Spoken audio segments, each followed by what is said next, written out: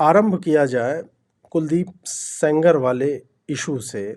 उस पे supreme court ने बोला कि, और इसमें सीधे chief justice of India Suryakant और जेके माहेश्वरी और एजी मसीह जो थे, उन्होंने मतलब मुझे ये लगता है कि 3 जजों की बेंच जो है एक बेल की सुनवाई पे वो बैठ जाते हैं, ठीक है, बढ़िया है।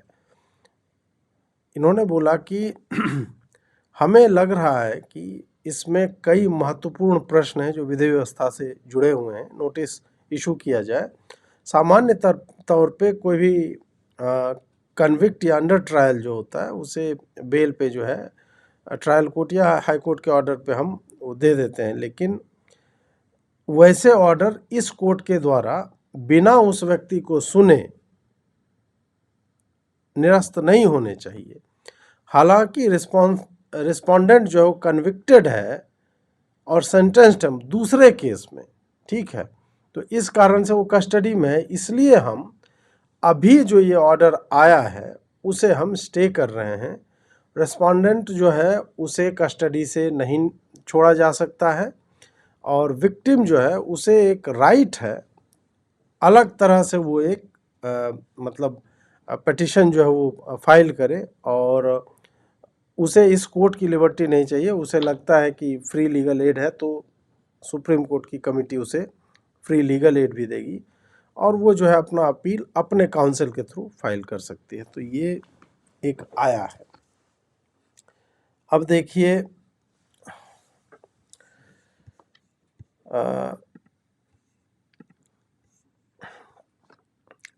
ये केस जो है, अब जैसे कि ये प्रियंका जी बोल रही हैं कि युवती की मां कांग्रेस से चुनाव लड़ चुकी है। अब देखिए इसमें ये सारी बातें रिडंडेंट हो जाती है कि उसकी मां कहाँ से चुनाव लड़ी या उसकी पॉलिटिकल बिलीफ है क्या एक्चुअल में। ये रिडंडेंट तब होती है जब हमारे पास इस तरह के राजनीतिक कारणों से किसी के ऊपर आरोप और पूरा का पूरा एक केस गढ़ा जाना न हुआ। परंतु हमने देखा है कि जैसे बृजभूषण सिंह के ऊपर आरोप लगे थे, और यदि आपको याद ना हो तो बृजभूषण सिंह का हम केस आपको टाइमलाइन दिखाते हैं कि क्या क्या हुआ था बृजभूषण के ऊपर। 2023 की जनवरी में जो है साक्षी मलिक, बजरंग पूनिया, विनेश फोगाट जो है वो जंतर मंतर गए और वहाँ पे आरोप लगाया। अप्रैल 2023 में 2 एफआईआर जो है पॉक्सो के उनके ऊपर लगते हैं। अप्रैल 2023 नहीं, फिर मई 4 को सुप्रीम कोर्ट जो है वो एफआईआर के बाद प्रोसीडिंग्स वो स्टार्ट करती है, इन्वेस्टिगेशन चालू हो जाता है। जुलाई 18 को 2023 में दिल्ली कोर्ट उसको बुलाती है, एविडेंस उन्हें मिलता है और अंतरिम बेल उन्हें मिलती है। दिसंबर 2023 में रेसलिंग फेडरेशन ऑफ इंडिया से वो स्टेप डाउन करते हैं और संजय सिंह जो है वो चुना जाता है। 10 मई 2024 को दिल्ली कोर्ट बृजभूषण के ऊपर सेक्सुअल हरासमेंट के चार्जेस फ्रेम करती है और ऐसा दिखाया गया कि ये जो है एक जीत है इन लोगों के लिए। लेकिन दिल्ली कोर्ट मई 27, 2025 को यानी इसी वर्ष कहती है कि इनके खिलाफ पॉक्सो का कोई केस नहीं बनता है, और उन्होंने ये भी कहा कि विक्टिम और उसके पिता ने कोई भी ऑब्जेक्शन नहीं उठाया जो पुलिस रिपोर्ट बनी थी, और कहा कि पुलिस जांच से हम संतुष्ट हैं। मतलब बृजभूषण सिंह को लगभग 1.5 वर्ष जो हाउंड किया गया और किसी का पॉलिटिकल करियर उससे बन जाता है। अब इससे मैं इस केस को क्यों लेके आया, या फिर हम यदि हाथरस केस की बात करें, हाथरस केस में जो रेप और मर्डर के चार्जेस लगे थे तो SC/ST कोर्ट ने 3 लोगों को एक्विट किया और एक को कल्पेबल होमिसाइड मतलब हत्या, इरादतन हत्या के लिए जो है पकड़ा। अब इसमें क्या है कि 19 वर्षीय लड़की जो दलित लड़की थी उसको जो बोला गया कि डोमिनेंट कास्ट ग्रुप से ये आते थे और उन्होंने गैंग रेप किया था और उसके बाद फिर हत्या के प्रयास किए और अंत में वो मर ही जाती है। तो संदीप सिसोदिया को आजीवन कारावास मिलता है, लेकिन बाकी लोग जो थे, रामू, लवकुश और रवि, इन तीनों को मुक्त कर दिया गया, आरोप मुक्त किया गया, क्योंकि उनके विरोध में सफिशिएंट एविडेंस नहीं थे। राहुल गांधी को इसी केस में, जो उन्होंने जिन लोगों के ऊपर उल्टा सीधा जो वो लिखा था, 1.5 करोड़ का जो है इनके ऊपर 2024 के दिसंबर में जो है डिफेमेशन नोटिस जो है हाथरस के लिए जो इन्होंने पोस्ट किया था कि विक्टिम की फैमिली जो है वो बंद है और एक्यूज जो है वो घूम रहे हैं इसको लेकर के। अब ये सब मैंने क्यों दिखाया आपको, इसका एक पर्पस ये है कि हम नहीं जानते कि सेंगर गिल्टी है या नहीं। तो एक दूसरे केस में ऑलरेडी दंडपार है, तो आपराधिक प्रवृत्ति का व्यक्ति है। आज ये एक और चीज़ हुई। आज क्या हुआ कि एक वीडियो आया हमारे पास, वो वीडियो मैं पहले आपको दिखाता हूँ और फिर हम आगे जो है उस पर चर्चा करेंगे। वीडियो क्या था कि एक ट्रक है, ट्रक कहीं से आ रहा है, ओवरलोडेड ट्रक है, वो देखने से ही लग रहा है कि ये देखिए, ये रहा वीडियो आपके स्क्रीन पे मैं डाल रहा हूँ। ये देखिए,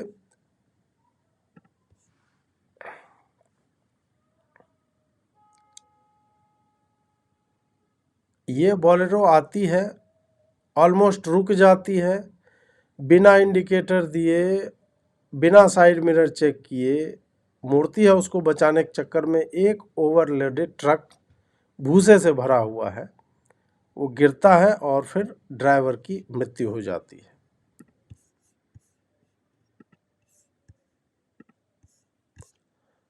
अब ये मैंने आपको इस केस से जोड़ करके क्यों दिखाया। ओवरलोडिंग है ट्रक में, ठीक, लेकिन ये घटना ओवरलोडिंग के कारण नहीं घटी है। इस घटना में बोलेरो का जो चालक था वो एसडीओ का ड्राइवर है, उसमें एसडीओ या एसडीएम जो है वो नहीं था उस वक्त, और उसने कई ड्राइविंग के जो रूल्स होते हैं उसको वायलेट किया। उसके पास उचित समय था मुड़ने का, मुड़ सकता था अगर थोड़ी सी स्पीड होती। रिव्यू मिरर में रियर व्यू मिरर में देखता तो उसे पीछे गाड़ी दिखती, साइड मिरर में मुड़ने से पहले दिखता तो दिखती, इंडिकेटर यदि दे देता तो हो सकता है ट्रक वाला तब तक जो है वो बहुत दूर से आ रहा था, 100 मीटर दूर से, तो वो हो सकता है कि रुक जाता। ओवरलोडेड ट्रक था, इस कारण ये दुर्घटना नहीं घटी, वो सीधा चला जाता। अब कुलदीप सेंगर यदि अपराधी है, डकैत है, हम मान लेते हैं, मर्डरर है, एक और केस में हो सकते हैं रेपिस्ट है, मान लेते हैं, इससे यह साबित नहीं हो जाता कि इस केस में भी उसने अपराध किया ही है जिसका आरोप उसके ऊपर लगा है। अब यहां पर जब हम चाहे विनेश फोगाट वाला देखते हैं कि बोल दिया कि 1000 लड़कियों का यौन शोषण जो है इसने किया है, बृजभूषण शरण सिंह ने, या फिर हाथरस में जिस तरह से, वो याद है मुझे उस पिता का वीडियो संभवतः आज तक वालों ने किया था कि वो धान या कुछ काट रहे थे और बोले काहे के ठाकुर हैं हम दूसरे खेत में यहाँ पे धान काट रहे हैं और कहाँ तुम हमें, मतलब ये डोमिनेंट कास्ट और फलाना डिमका जो भी कहा जा रहा था। अब देखो, यही भाई सुन लो मेरी बात, पहले सुन लो, बकचोदी बंद करो, ठीक है। मैं जो कहना चाह रहा हूँ ये मैं 1.5 मिनट में नहीं कह रहा हूँ, ये पूरा कर रहा हूँ। और तुम्हें कहाँ से आया कि मैं जो है डिफेंड कर रहा हूँ? मैंने तो अपनी पूरी बात की ही नहीं। दूसरा, तुम कैसे कह रहे हो कि सेंगर अपराधी है? उस केस में तो अभी भी जांच ही चल रही है, तो जब तक जांच पूर्ण नहीं होती वो निरपराध है। हम या तुम कौन होते हैं ये मानने वाले? तो इसलिए मैं कहूँगा बकचोदी बंद करो और थोड़ा सुन लो, जब तक हो सुन लो आराम से। अब बृजभूषण सिंह के साथ जो हुआ, वो सांसदी का चुनाव नहीं लड़ पाया, तो क्या उसके ऊपर इस पूरे प्रकरण का कोई प्रभाव नहीं पड़ा? या हाथरस में उस पूरे कास्ट ग्रुप को, उस गांव में उस व्यक्ति के साथ जो हुआ, क्या उसका कोई बुरा प्रभाव नहीं पड़ता है? ऐसे में पीड़िता और उसके परिजन जो है वो तो सीधा बच निकलते हैं। ब्रिजभूषण वाले में भी वो तो विधायक बन गई। तो ये सब जब घटनाएं होती हैं इस तरह से, फिर क्या होता है कि एक अपराधी को भी जो सेंगर है, हम फिर इस दृष्टि से देखने लगते हैं कि यार इसमें भी पॉलिटिक्स हो सकता है। फिर जो उन्होंने लिखा था कि इसकी मां जो है कांग्रेस से चुनाव लड़ चुकी है, फिर हम उन बातों को भी कंसिडर करने लगते हैं। अब इसमें देखिए कि उसकी बेटी जो है, उसका एक ट्वीट आता है। ट्वीट से पहले हम वीडियो में जो उसकी बेटी ने कहा है वो सुनते हैं। मैं बिल्कुल मानती हूँ और सिर्फ उसका नहीं, हमारे बीजेपी में उस वक्त होने का हमें शायद ज़्यादा वो, क्योंकि उस वक्त वो रूलिंग पार्टी थी। लेकिन मैं आप लोगों से हाथ जोड़ के विनती करना चाहती हूँ कि हम भी आम लोग हैं, और जो दूसरा पक्ष है वो एक पर्टिकुलर पॉलिटिकल पार्टी से जुड़ा हुआ है। 2022 में उनकी माँ भी विधानसभा का चुनाव लड़ी थी उन्नाव में। तो ऐसी बात नहीं है कि वो पॉलिटिकल लोग नहीं हैं, वो पावरफुल लोग नहीं हैं, वो भी हम और वो सेम गांव से हैं। हमारी 2000, आपको शायद पता ना हो, इनके जो चाचा हैं वो हिस्ट्री शीटर हैं, उन पे 17 मुकदमे थे। सन 2000 में वो मेरे जो चाचा हैं उन पे गोली मतलब उन पे जान का हमला करके फरार हो गए थे। उसके बाद ये 16 साल बाद लौट के आए जब गांव में प्रधानी का चुनाव था, और प्रधानी का चुनाव लड़ना चाहते थे, जिसमें फिर मेरे परिवार में प्रधानी उस वक्त लोग लड़ते थे। तो वहीं से ये अनबन शुरू हुई। उसके बाद उसको इन्होंने इस तरह का रूप दिया। तो ये बिल्कुल, अगर मेरे पिता शायद पॉलिटिशियन ना होते तो शायद बहुत पहले इसमें हमें न्याय मिल गया होता। अब ये बोल रही है कि पॉलिटिशियन होने के कारण जो है उनके साथ ये हो रहा है। इससे पहले कि हम आगे बढ़े, एक क्यूरियस व्यक्ति है सौम्या सौरभ। क्यों, कितना पैसा मिला उस सिंगर से? जितनी तुम्हारी माँ और बहन फ्लावर के नीचे खड़ी होकर के पार्कों में रात में लेट नाइट में खड़ी होकर जितना कमा लेती है, उस पे 4 या 5 जीरो और लगा लो, उतना, ठीक है। तो अब इसका कहना है कि ये भाई, उसका चाचा हिस्ट्री शीटर रहा है और उसके चाचा का भी और भतीजी के बीच एक संवाद चल रहा था। हम नहीं जानते हैं कि वो जो ऑडियो लीक हुआ है वो उन्हीं दोनों का है या क्या है। उसका तो फॉरेंसिक जांच होगी तभी हम उसकी सत्यता जो है हम जान पाएंगे। परंतु यहाँ पर चूंकि सेंगर जो है वो पहले से एक केस में है, तो उसकी बेटी क्या बोल रही है, उसका लॉयर क्या बोल रहा है, हम उसको डिस्काउंट नहीं कर सकते कि नहीं हमें सुनना ही नहीं। जो व्यक्ति उसको रेपिस्ट मान के बैठे हैं और जो व्यक्ति उसको रेपिस्ट नहीं मानते, दोनों बराबर रूप से ही तब तक गलत रहेंगे जब तक कि कोर्ट से इसका निर्णय नहीं आ जाता। अभी के केस में क्या हो रहा है, आप सोचो कि यदि ये कुलदीप सेंगर नहीं होता तो क्या ये केस आपको लगता है कि दिल्ली हाई कोर्ट और सुप्रीम कोर्ट में चीफ जस्टिस ऑफ इंडिया इसकी सुनवाई कर रहे होते हैं? नहीं। कुछ केस ऐसे होते हैं जिसको इतना बोला सुना और कहा जाता है कि वो एम्पलीफाई होकर के एक विकराल रूप जो है धारण कर लेता है, जिसमें केस में संभवतः कुछ नहीं होता है और फिर उसके लिए सुनवाई जो है चीफ जस्टिस ऑफ इंडिया तक करते हैं। अब यहाँ समस्या मेरी यह है कि या तो दिल्ली हाई कोर्ट या तो वो करप्ट है जिसको केस में मेरिट दिखा कि नहीं हम इसको बेल दे देंगे, या तो वहाँ पे लॉ जो है टू द टी फॉलो नहीं हुआ है, या फिर सुप्रीम कोर्ट को लग रहा है कि नहीं भाई हमें जो है we have to play to the gallery, और हम जो है यहाँ पे समाज की जो कॉन्शियसनेस होती है सोसाइटी की, उसको नेशनल कॉन्शियसनेस, उसको हम जो है साधने के चक्कर में कि नहीं नहीं इसको जो फांसी पर लटका दो। क्या ये चल रहा है? उसके बयान का अगला पार्ट सुनते हैं। मैं फिर से यही बोलना चाहती हूँ, रिपोर्ट्स लगी हुई हैं, आज तक कोई भी ऐसी इंस्टेंस नहीं रहा है कि हमने कभी भी किसी भी तरह से उनको किसी तरह का हार्म पहुंचाया है। ये उनकी बनाई हुई कहानियां हैं। वो कॉन्स्टेंटली सीआरपीएफ प्रोटेक्शन में है। जो लोग जहाँ पे वो धरना दे रही हैं, अगर वो मौजूद होंगे उनको पता होगा कि वो कॉन्स्टेंटली सीआरपीएफ प्रोटेक्शन में है। ये सिर्फ मेरे पिता को बाहर ना देने के लिए ये सब दलीलें दी जा रही हैं। और हमने आज तक उनको, मेरे पिता ने किसी भी तरह का कोई भी हार्म नहीं पहुंचाया है और ना ही हम पहुंचाएंगे, क्योंकि हमारा उनसे क्या ही वास्ता है, हम ऐसा क्यों करेंगे। और रही बात, मैं एक चीज़ क्लियर कर देना चाहती हूँ जो मैंने सोशल मीडिया पे पढ़ी है, तो फिर एक्सीडेंट क्यों कराया। आईआईटी दिल्ली, सीबीआई, एनएचआरसी सबकी एक्सपर्ट टीम्स बैठी थी और उस एक्सीडेंट केस में पाया कि वो महज एक नेचुरल एक्सीडेंट था। तो ये जो मिस इन्फॉर्मेशन एक्सीडेंट केस को लेकर पहुंचाई जा रही है, मैं बहुत ही जिम्मेदारी विटनेस की किसी भी प्रकार से कभी भी मौत नहीं हुई है, जो कि ये मीडिया में गलत नैरेटिव चलाया गया है कि पहले ऐसा हुआ फिर ऐसा हुआ, कुछ भी नहीं हुआ है। ये सब सिर्फ एक इंसान की कही हुई बातें हैं जिसको इतना तूल दिया जा रहा है। अब ये सत्य है, कल मैंने भी आपको बताया था कि जो कहा जा रहा है कि उसके बाप को मरवा दिया, विटनेसेस को मरवा दिया, कोई नहीं। इसमें इंडिपेंडेंट इंक्वायरी बैठी थी और उसमें कुछ नहीं निकला, वो महज एक दुर्घटना मात्र ही निकल के आई। आज जो है उसकी हाँ, इसने जो है, हाँ, ये इसने एएनआई को इसी लड़की ने बताया कि हमने जो है केस के मेरिट्स पे आरंभ भी नहीं किया था ये बात करना कि भाई उसने 3-4 बार या मतलब कई बार अपने स्टेटमेंट उसने चेंज किया है, टाइमिंग 3 बार चेंज किया है, कभी बोला 2 PM को हुआ, कभी 6 PM को और कभी बोला 8 बजे। एम्स के मेडिकल बोर्ड में फाइंडिंग आई है कि वो उस वक्त जो 18 वर्ष से अधिक थे, तो पॉक्सो का केस जो है वो बनता नहीं, और मैं 8 वर्ष से ये केस लड़ रही हूँ और मेरे और मेरे परिवार के जो है दुख वो किसी को समझ में नहीं आ रहे।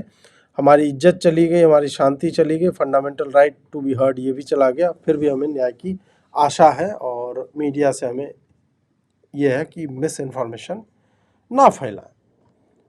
तो भाई अगर ये सारी बातें सही हैं कि पीड़िता ने 2 बजे बोला रेप हुआ मेरा, फिर बोल रहे 6 बजे हुआ, फिर बोल रही 8 बजे हुआ, तो इन बातों को हम कैसे मतलब इग्नोर कर सकते हैं।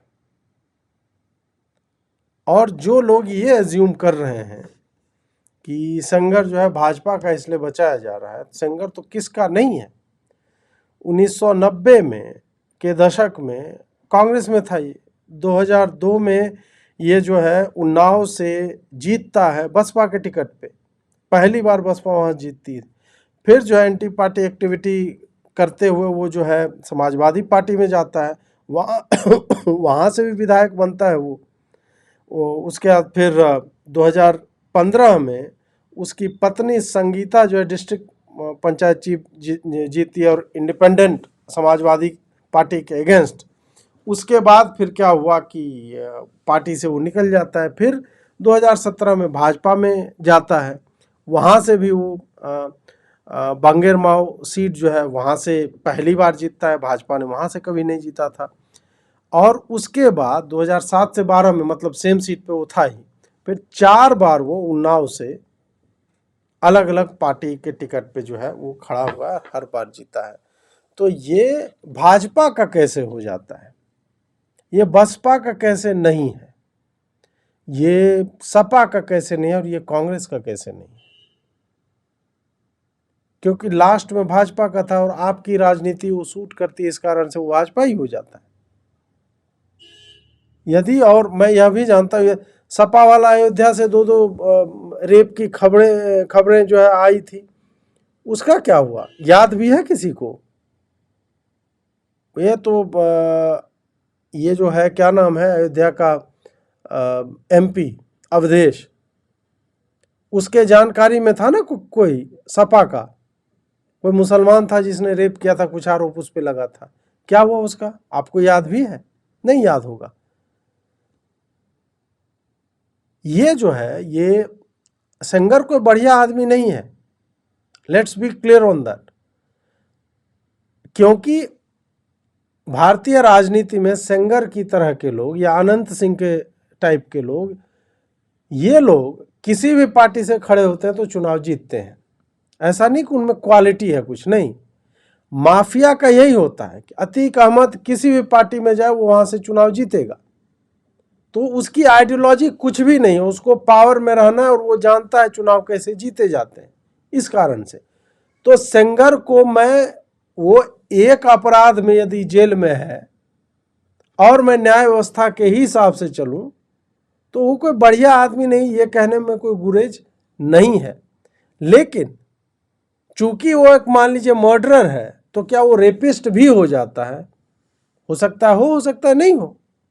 और जब तक उसकी पूरी जांच नहीं हो जाती, मुझे नहीं लगता है कि we are in a position to call him that. तो सेंगर की दूसरी बेटी जो है वो इशिता सेंगर, उसने भी ये सब लिखा है कि भाई हमारे साथ जो हो रहा है हमें कोई सुनने वाला नहीं है। ऐसा नहीं है कि फैक्ट नहीं है हमारे पास या एविडेंस नहीं है, लेकिन हो सकता है कि हमारा सत्य जो है उनके स्वीकार के योग्य जो है वो स्वीकारने योग्य नहीं है। और अब मुझे जो दिख रहा है वो केवल इनजस्टिस नहीं है, डर है, जो डर बनाया गया है।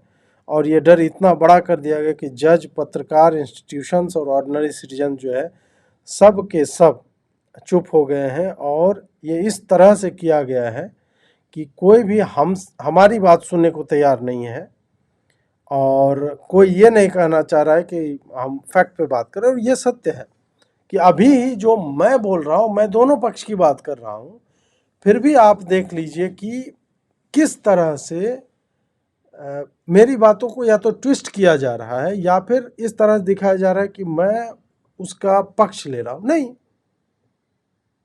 आप पहले से एक प्रेजुडिस्ड व्यू लेकर के चल रहे हैं कि नहीं नहीं वो अपराधी है ही, काहे कि वो भाजपा का है या भाजपा का नहीं भी है, चूंकि एक लड़की ने कहा, इतना पब्लिसाइज्ड है, इसलिए वो जो है हम मान के बैठे हुए हैं। आपके पास क्या एविडेंस है वो मानने के लिए? पब्लिक का आउटरीच। यही आउटरीच हाथरस के भी समय में था, यही आउटरीच बृजभूषण शरण सिंह के भी समय में था। इस पे एक व्यक्ति ने बहुत ही अच्छा लिखा है कि होना क्या चाहिए।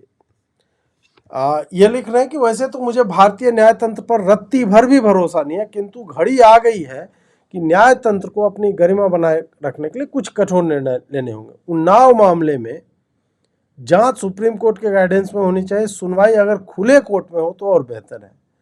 सेंगर के दोषी पाए जाने पे उसका ऐसा उदाहरण बनाओ कि कोई भी जनप्रतिनिधि अपनी ताकत का बेजा इस्तेमाल ना कर पाए, पुलिस किसी भी जनप्रतिनिधि को घसीटते हुए लेकर के जाए। अगर पीड़िता और उसके परिवार वाले रेप जैसे घृणित कुकृत्य का इस्तेमाल अपने पर्सनल स्कोर सेटल करने के लिए कर रहे हैं,